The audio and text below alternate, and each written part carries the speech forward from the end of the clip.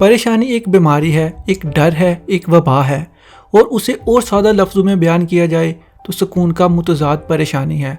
कोई पैसे के लिए परेशान है तो कोई भूख ख़त्म करने के लिए, कोई वालिदैन के लिए परेशान है तो कोई बीवी बच्चों के लिए परेशान है। परेशानी किसी न किसी तरह से आज के इंसान को हर तरह से घेरे हुए है।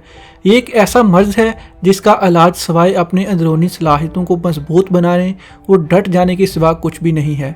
आजकल बहुत से लोग इसको फैशन भी समझते हैं। 4 लोगों की मजलिस में 3 परेशान हों तो चौथा खुद को सुकून में देखने को मायूब समझता है और कहता है कि मैं भी परेशान हूँ। लेकिन ज़्यादा तादाद उन लोगों की मौजूद है जो वाकई परेशान है। आप एक नौजवान हैं और कुछ बनना चाहते हैं, यानी आप मुस्तकबिल के लिए परेशान हैं तो परेशान ना हो। कुछ लोग अपनी तालीम 22 साल की उम्र में मुकम्मल कर लेते हैं मगर उनको 5 साल तक कोई अच्छी नौकरी नहीं मिलती।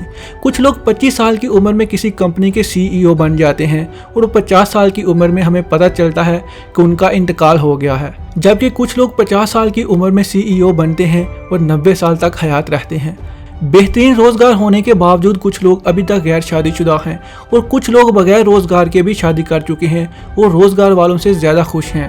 ओबामा 55 साल की उम्र में रिटायर हो गया, जबकि ट्रंप 70 साल की उम्र में शुरुआत करता है। कुछ लेजेंड इम्तिहान में फेल होने पर भी मुस्कुरा देते हैं और कुछ लोग 1 नंबर कम आने पर भी रो देते हैं। किसी को बगैर कोशिश किए भी बहुत कुछ मिल गया और कुछ सारी ज़िंदगी बस एरियां ही रगड़ते रहे।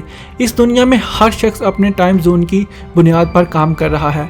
ज़ाहरी तौर पर हमें ऐसा लगता है कि कुछ लोग हमसे बहुत आगे निकल चुके हैं और शायद ऐसा भी लगता हो कि कुछ हमसे अभी तक बहुत पीछे हैं। लेकिन हर शख्स अपनी अपनी जगह ठीक है, अपने अपने वक्त के मुताबिक। इनसे हसद मत कीजिए, अपने अपने टाइम जोन में रहें, इंतज़ार कीजिए और इत्मीनान रखिए।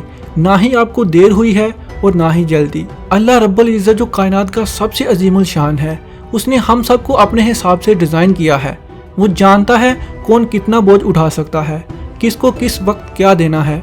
अपने आप को रब की रज़ा के साथ बांध दीजिए और यकीन रखिए कि अल्लाह की तरफ से आसमान से हमारे लिए जो फ़ैसला उतारा जा रहा है वही बेहतरीन है।